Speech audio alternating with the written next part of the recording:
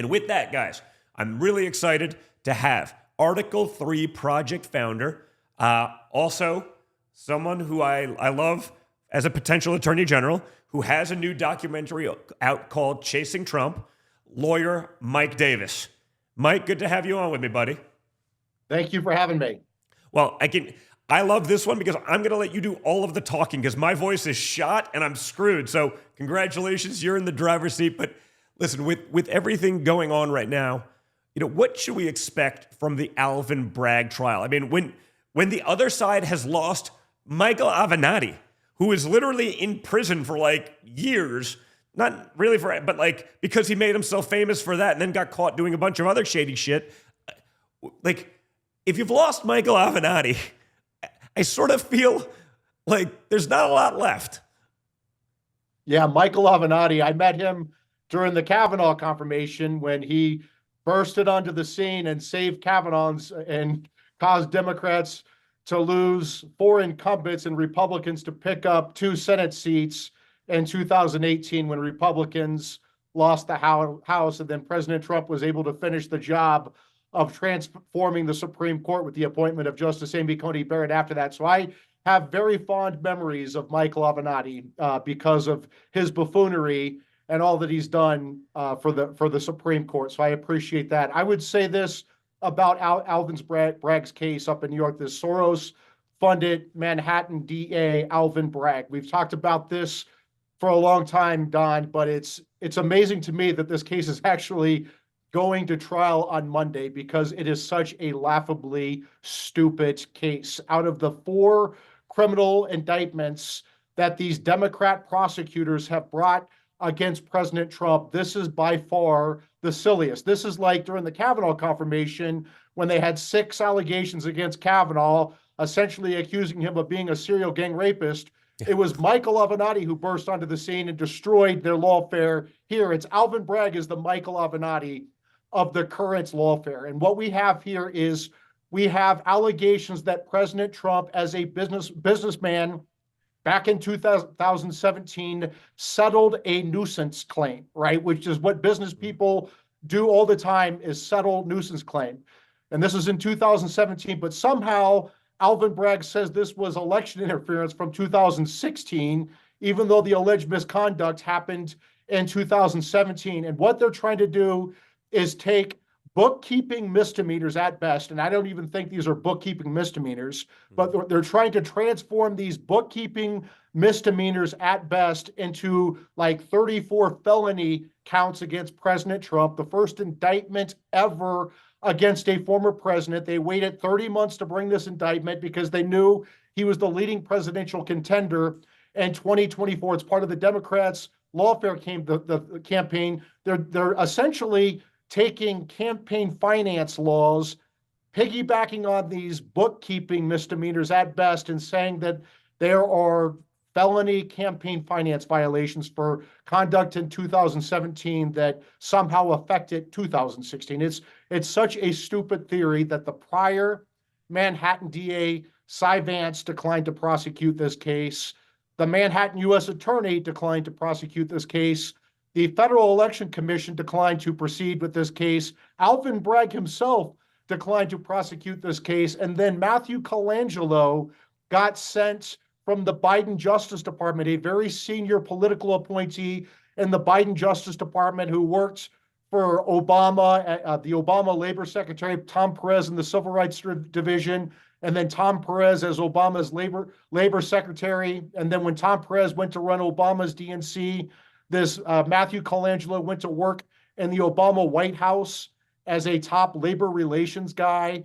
He's worked for the New York Attorney General. He worked for the Biden Justice Department. He was in the number 3 office, a senior political appointee. He got deployed to Soros-funded Manhattan DA Alvin Bragg's office to resurrect this zombie case against Trump. And this trial is starting on Monday, and it is just a laughably stupid case. We have this Democrat Manhattan judge, Juan Merchan. Juan Merchan donated to Biden versus Trump in 2020. Judge Juan Merchan donated to another anti-Trump group in 2020. Judge Juan Merchan's adult daughter, Lauren Merchan, is a Democrat consultant, a top Democrat consultant who's consulted for Biden and Kamala Harris and many other Democrat campaigns and causes. She has a financial stake in this criminal prosecution. She's making money off of her dad's unprecedented trial against President Trump. She's fundraising off of that. She's making money off of it. Judge Juan Merchan should clearly recuse from this case, and President Trump filed a motion to recuse. He ignored it for a while and then denied the motion to recuse. And then when President Trump raised the issue that this Lauren Merchan, this adult daughter, as Julie Kelly says, she's not some 5-year-old, she's an adult daughter of Judge Juan Merchan. She's making money off this case. Judge Juan Merchan has a clear conflict of interest requiring his recusal. When President Trump raised this in a motion to recuse and raised this on his Truth Social, how did Juan Merchan respond? He imposed an illegal, unconstitutional gag order on President Trump to silence him for raising this evidence, saying that Trump was somehow, threatening violence against Juan Merchan or causing threats against Juan Merchan and his adult daughter Lauren simply for raising evidence of his judicial bias. Yeah, I mean, I didn't have, that Michael Avenatti, maybe the new, acronym for MAGA could be Michael Avenatti's great again. But and I forgot that you had all that experience with him back in the Senate for, the insanity of the Kavanaugh hearings. Yes, where a very well-known, appellate division judge could magically be accused of being a serial gang rapist 20 years later. But he wasn't one when he was, a pretty well-known person in those spheres. The whole thing was crazy. But, I mean, do people realize, basically, I guess the star witnesses here are porn star like Stormy Daniels and convicted, perjurer, multiple-time liar Michael Cohen. I mean, that's who the left is hanging their hat on. This is not exactly like, they're hanging their hat on Abe Lincoln. I mean, it's Stormy Daniels and Michael Cohen. That's the case. And this goes to trial on Monday. Yeah, and you have a clearly biased judge, Manhattan Democrat Judge Juan Merchan, whose daughter's making money off this case. You have a clearly biased prosecutor, the Soros-funded Manhattan DA Alvin Bragg, and the Biden political appointee Matthew Colangelo. There's no chance that Trump is going to get a fair trial in any of these cases in New York, DC, or Atlanta, right? Yeah. So this is Democrat lawfare. It's election interference. It is such a stupid legal theory, but you could see a conviction. And then what? I mean, they waited 30 months after Trump left office to bring this unprecedented indictment. This is a stupid indictment. They actually have waited more than 7 years. If President Trump supposedly paid this nuisance claim back in 2017, why are they waiting until 2014 to bring these unprecedented charges against a former president and likely future president, other than Democrat lawfare, other than election interference? Well, they're hoping something sticks, right? I mean, even Alvin Bragg himself, who's now prosecuting it, turned it down the first time because they understand there's nothing there. But maybe that is the question, right? What happens, these venues, the people involved, I mean, these were chosen by design. This is not some sort of, egalitarian process where everything's above board. What does happen if they get their convictions? How do you remedy under our, clearly failing system these days, these injustices that are, by design, that are very purposeful?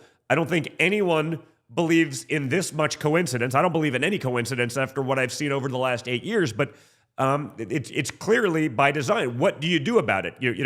There's chosen venues, there's chosen prosecutors. They're finding people with very, let's just say, lackluster ethical backgrounds and overturning, but they don't care because they're going to do their bidding. These are the same people that scream about democracy. Obviously, it's just a soundbite for them. It's something funny to make a point on MSNBC, but they don't actually believe in anything. But what do you do if you do get one of those verdicts? Well, remember, President Biden's fingerprints are on all 4 of these unprecedented criminal prosecutions against his political rival, Donald Trump. It was Matthew Colangelo again, who got deployed from the Biden Justice Department as in the number 3 office to go to Bragg's office to resurrect this zombie case. You had Jonathan Sue, President Biden's deputy White House counsel, on behalf of President Biden, waive President Trump's claim of constitutional executive privilege going back 250 years to George Washington, which led to the raid on the office of former president for presidential records Trump was allowed to have under the Presidential Records Act, right? And so that's Jack Smith's espionage case down in Florida for the non-espionage of having his presidential records. That also led to the January 6th charges against President Trump by Jack Smith in D.C. for the non-crime of objecting to a presidential election, which is allowed by the Electoral Count Act of 1887. Democrats objected to Republican wins in 1968, 2000, 2004, and 2016. We don't see Al Gore or John Kerry or Hillary Clinton in prison for objecting to Republican wins. And then you have down in Fulton County, Georgia, Fannie Willis, the Fulton County DA, Big Fannie. She hired her dumb, unqualified boyfriend, Nathan Wade, and paid this buffoon $250 an hour and gave Big Fannie these kickbacks. She's a Grey Goose girl, as she said, and Big Fannie took these lavish trips around the world with Nathan Wade while he collected $700,000 in Fulton County funds, including COVID funds, to go after Trump. Well, guess what? Nathan Wade is so stupid that he put in his billing records to Fulton County his 2 meetings with President Biden's White House staff, including President Biden's White House counsel, 8 hours, 16 hours, two 8-hour meetings in the White House before Big Fannie brought her unprecedented January 6th indictment against President Trump down in Georgia. So again, you have President Biden's fingerprints on all 4 criminal indictments. And I would say this, they know that President Trump is going to win on November 5th, 2024. So they've tried to throw him in prison for the rest of his life. They're trying to illegally gag him. They're trying to bankrupt him with bogus civil lawsuits like Big Tish James in New York, the Attorney General, bringing a civil fraud lawsuit against Trump for the nod fraud of paying back sophisticated Wall Street banks on time as agreed in full with interest. And somehow that's fraud, even though the banks testified that they would gladly do business with Trump in the future. And then you have Jean Carroll bringing her defamation claim against Trump. This is obviously Democrat lawfare. This is obviously election interference. And if these Democrat prosecutors and these Democrat judges and these Democrat hellholes like New York, D.C., and Atlanta think that they get to pick the next president instead of the American people, this is not going to end well for our country. These are republic-ending tactics by these Democrats. Okay, I agree with you. I mean, I will say, hey, like, how badly can they actually cheat this time? You know, because, like, you know, a part of their thing is, like, people still have to believe a little bit in the system. And if, like, I don't think anyone really believes Joe Biden has it in him or will campaign or will do anything. But are we beyond the pale? Do people even care? Like, you know, again, you know, when the Democrats talk about democracy and the Republic, you know, it's a soundbite, right? It's not, it's like, ha ha ha, it's a talking point. Like, oh, we're going to pretend about, like, sort of like when they talk about fascism while acting like fascists. Do you think they care? Because, like, I think we'd be making a mistake to assume that any of these people at this point have any shame, any decency left. I mean, you know, it doesn't matter if they get a win that everyone knows is nonsense. Isn't that still a win? You know, you think they're just not going to enforce these things? You think, is there a way to reverse it? Can any of these things be brought up to the Supreme Court? Again, you know, they were chosen in a very specific way to make sure that something stayed. You know, in the Southern District of New York, where, you know, 0 people will vote for Trump, or, you know, in Washington, D.C. Even the Florida grand jury was done in D.C. to make sure that, like, the people in Florida who love Trump don't have a chance to not let this thing get to trial. Yeah, I mean, I would say this to Chief Justice John Roberts and the other Supreme Court justices. I clerked on the Supreme Court. I know that the Chief Justice is very concerned about the Supreme Court's public image.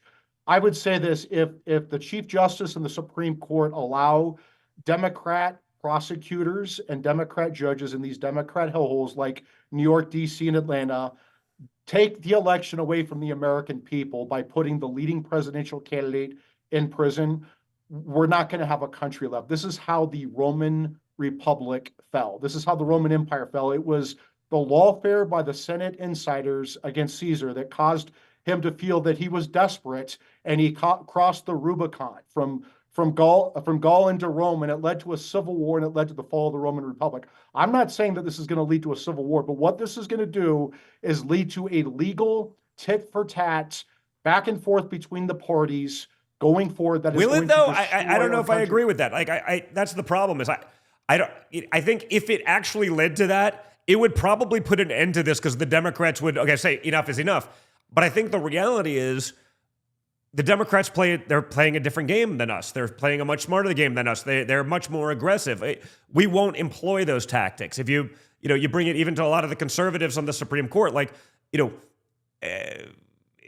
very rarely, I feel like they can easily be influenced. I think what happened with Kavanaugh, while a disgrace, still had an effect, because as it was intended to have, which is to scare other conservative justices, the protest before the Supreme Court justices' houses. That would have never been allowed to happen to Ruth Bader Ginsburg when she was still alive. But if it happens to Kavanaugh, if it happens to, Amy Coney Barrett, if it happens to one of these, it's okay. It's a little different. We're just going to let it slide. We're not playing the same game. So that's what I'm worried about. That, we have to let it play out, because, the people on the Sunday morning talk shows who are 100% leftist partisans, they're saying we're not being objective. So I guess we have to just let them do whatever they want and make a mockery of, our legal system. Yeah, I agree with you, Don, that unless you give Democrats a healthy dose of their own medicine, this will never stop. I call this the dead chicken strategy that I ran during the Kavanaugh confirmation. When I did my clerkship on the Supreme Court, Justice Clarence Thomas would talk about growing up on the farm in Georgia. When dogs killed chickens, you wrap those dead chickens around those dogs' necks.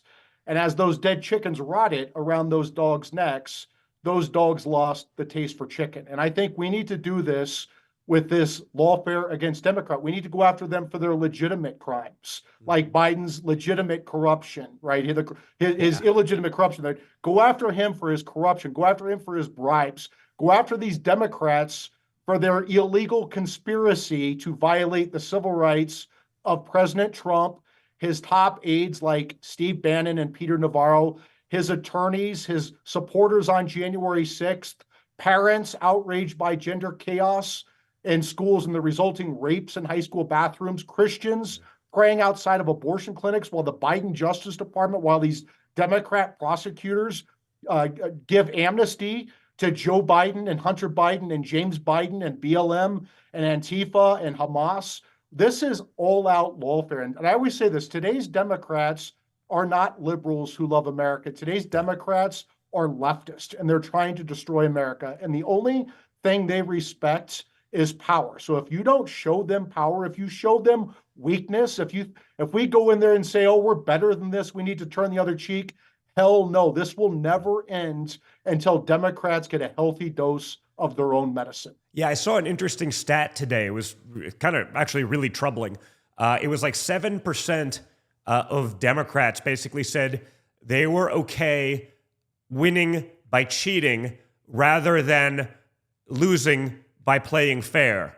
And if you broke it down demographically, like those who were in the, earning over $150,000 a year and the big kind of mega donor class and the elite and the wealthy of that, the number jumped to like 37%. Like it was, like they're okay because the means justify the end. Cheating is fine rather than losing fair and square. But that is who the Democrat elite are. I believe there's probably, real blue collar Democrats out there that, they're fine with the results of an election, but a lot of the power players, almost half, were actually just fine with cheating as long as as long as they get what they want, it doesn't really matter. So that to me seems like a really significant threat on democracy.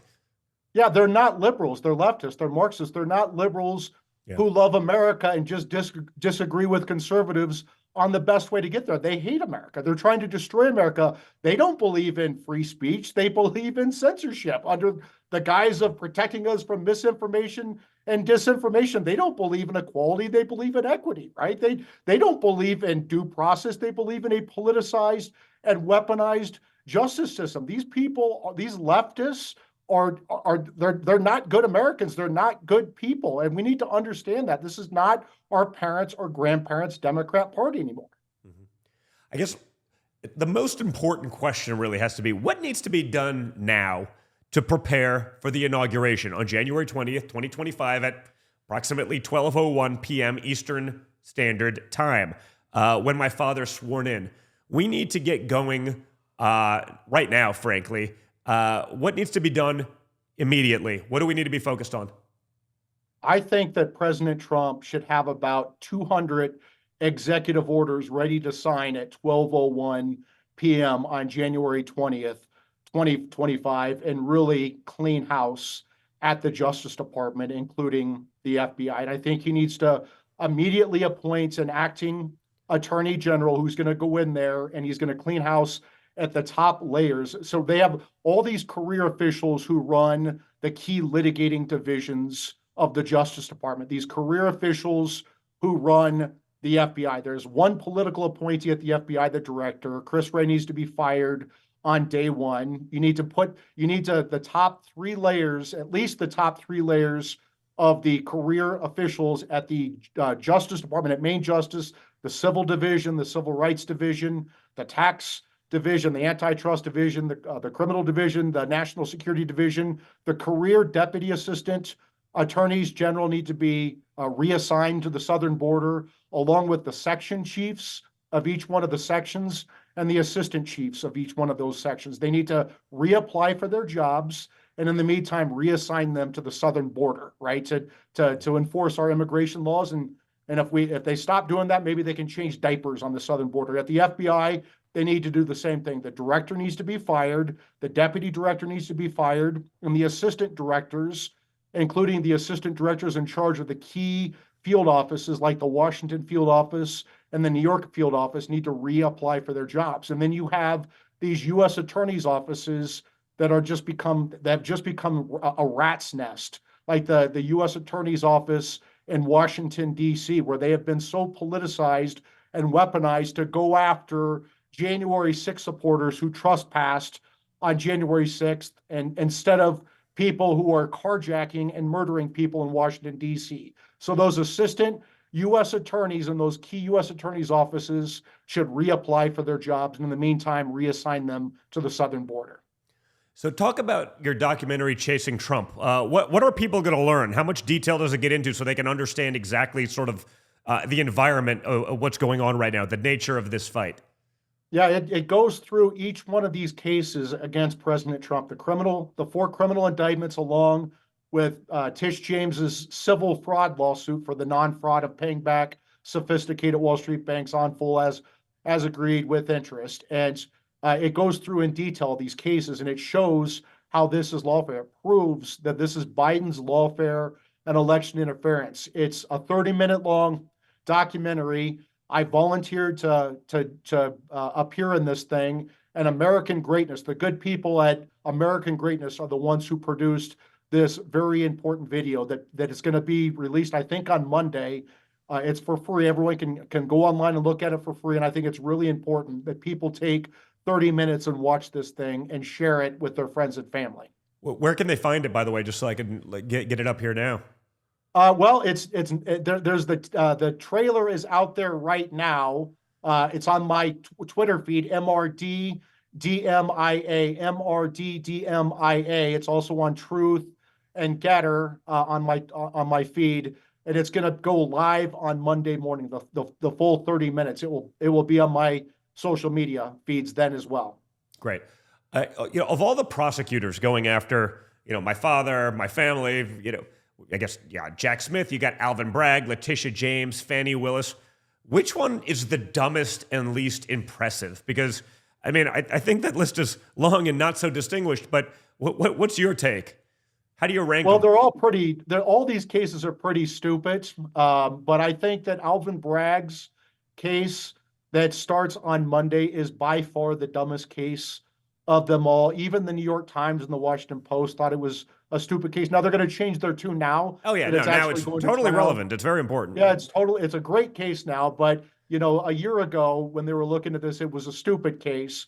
But this case is so dumb. It's going to be a clown car of a trial with, Michael Cohen and Stormy Daniels, and it's Alvin Bragg, Matthew Colangelo, Judge Juan Merchan, his adult. It's like the Star Wars bar up there. It's going to be just a total disaster. And I actually think that they are starting with their worst case. And the American people are going to tune into this case starting on Monday. Mhm. And they're going to be like, wait a second, they're actually taking Trump to trial. And they want him to die in prison for settling a nuisance claim, and that he apparently didn't book it right in his accounting. And so they want to throw him in prison for the rest of his life over this. And they have this Soros-funded Manhattan DA prosecuting this case with this senior Biden Justice Department official and a former Obama official, Matthew Colangelo. They're going to say this is silly. They're going to be outraged by it, I think, and it's going to blow up and backfire on Biden badly. Yeah, it seems like that's happened a lot. I mean, that one's particularly egregious. I mean, putting someone in prison for 700 years for what they say is an accounting error that was not prosecuted by those who, I'm not exactly sure the people at the FEC, the Federal Election Commission, who turned it down, and others, the Southern District of New York, the former district attorney, yada, yada, yada, yada. And none of these people were exactly Trump fans, and they all turned it down. So, what's the end game? I mean, if it's so clearly ridiculous, how do they not see it backfiring? Is there something we're missing, or is it just is it Trump derangement syndrome where it doesn't matter? The hysteria is just so overwhelming that they just can't help themselves, and they don't see the forest through the trees. They did the same thing. They ran the same play against Kavanaugh. They are so deranged. They thought, okay, if we just throw 6 of these bogus allegations against Kavanaugh, we're just going to destroy him, and the Republicans will pull his nomination. He'll go away. They did the same thing here. We're just going to throw 4 criminal indictments at Trump. These bogus civil fraud lawsuit, a bogus defamation lawsuit. We're going to try to take him off the ballot. They threw everything they have at Trump, and none of this is sticking.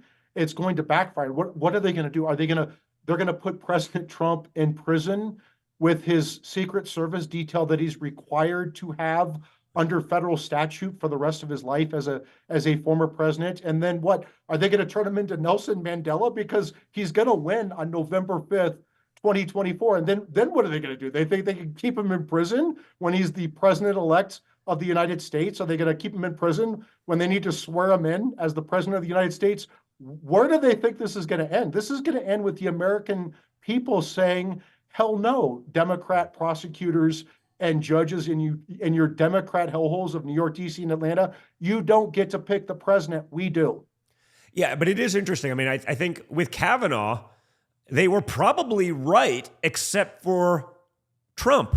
Meaning, I think if Kavanaugh would have been put forward by Bush, the second one of these accusations flew, Bush would have withdrawn the nomination so quickly, your head would spin, and it would have gone down as gospel because there would have been no fight in the Senate. I guess that same sort of miscalculation's happening now, which is you're going after Trump, who's just going to fight, and because he's a fighter, that's what he knows. I mean, that's who he is.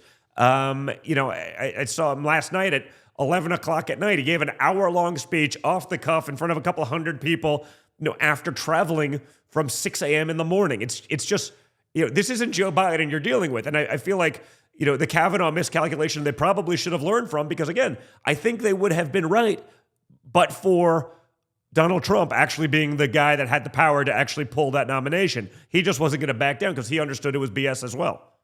That there is no question. I worked in the Bush 43 White House on political appointments. I worked on Chief Justice John Roberts' nomination. I worked on Justice Alito's nomination. I worked on the nomination of Trump's nominations of Gorsuch, Kavanaugh, and Barrett. There is no question that if it weren't President Trump in office, the Republicans would have caved. And this is why Democrats hate Trump so much, because he doesn't play by their rules. He doesn't need them for anything. He's a billionaire who has a nicer houses, nicer cars, nicer airplane, nicer helicopters.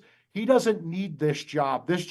He's the only former president, I think, who's actually left office and lost money because of this Democrat lawfare and election interference. He doesn't need this. He's doing this because he loves our country, and they're not going to stop him. All they're doing is emboldening him, and they're going to put him back in the White House. Yeah, no, I hope that's right. It feels like, again, I every time I say this, I get in trouble for it, but I see it, as someone who travels the entire country in small towns and small regional airports and all these kinds of things, the amount of people and the different demographics that are now going so far out of their way to just be like, not just like, hey man, like, I like you, kind of like, I'll give you the thumbs up, but like, I won't really acknowledge it, to like literally screaming across, crowds of people like Trump 2024. It's different. So, there feels like there's a very different vibe out there right now. People are understanding it. They're seeing it. It's so extreme. It's so ridiculous that even those who are, politically agnostic or not necessarily paying attention or just trying to, live their life, struggling through, the grandeurs of Bidenomics, are getting it. Very much so. I agree with that completely. I grew up in a working class neighborhood in Des Moines, Iowa. It used to be very Democrat. Trump changed that. Because he is the president, he is the man for working people. He's a populist. And I'll tell you, even the Democrats who did not support Trump before are calling me and saying that they are outraged by this lawfare. They are outraged by this election interference. And even some of these weak Republicans who pretend like that, if they pull the blanket over their head, the monster is going to go away in the room. Even these Republicans who say that they were tired of Trump, they are all in for Trump now because of this lawfare, because of this election interference. They resent the elite. They resent the elite in D.C. on both sides of the aisle, frankly. It's not just the Democrats. There are Republicans in D.C. who would very much love to see Trump go away because Trump fights for real Americans in real America. He's not part of the elite swamp. Well, I think they also understand that the consequence of not doing anything now, I mean, this doesn't just go away with Trump. It's like, oh, we put Trump in prison, like, we're going to go back to normal. We're going to have free and fair elections again, folks. Yay! Like you lose this one now, you lose these cases, and, literally even the premise of free and fair elections, even the premise of free speech, I mean, it would be laughable. I mean, it basically is at this point in America right now under this regime and with this DOJ and this FBI. But, I mean, that's gone, I think, if you get the wrong result on November 5th. That's what's so amazing to me during this primary. This is why I've been out there doing like over 3,000 media hits since the Mar-a-Lago raid. I'm saying to these conservatives, to these Republicans, do you really think this is going to go away when Trump goes away? Trump is simply in their way. They're going after parents and Christians, right? I mean, this is not going to stop if Trump goes away. It's only going to get worse. Trump is the one person who has the ability to save us from this. Is Jack Smith, I mean, you always hear about, you're not allowed to do something this close to an election. I mean, we're basically, let's call it 6 months out from a presidential election, a game-changing election. And Jack Smith is just wanting to ramp up his, insane criminal prosecution and lawfare. It feels like if this was going on any other way, if it was going the other way against a Democrat, this would be a real problem, conducting a prosecution so close to an election. Why doesn't he face any consequences for that? Why isn't the media saying this is clearly election interference? Why is it okay in this instance, but it wouldn't be if it was against Hillary or someone else?